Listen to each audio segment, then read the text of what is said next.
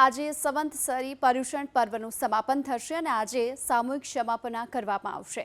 અમદાવાદ શહેરના તમામ દેરાસરી ઉપાશ્રયોમાં બારસા સૂત્રનું પઠન કરાશે। બારસા સૂત્રો તો મૂળ પ્રાકૃતમાં છે, જેમાં 24 તીર્થંકરોના જીવનનું ચરિત્રનું વર્ણન કરવામાં આવશે। ભાદરવા સુદ 11 થી 12 ચાલુ થાય અને સંવત્સરીના દિવસે આજે ગણેશ ચતુર્થીના દિવસે ક્ષમાપના દિવસ કહેવાય।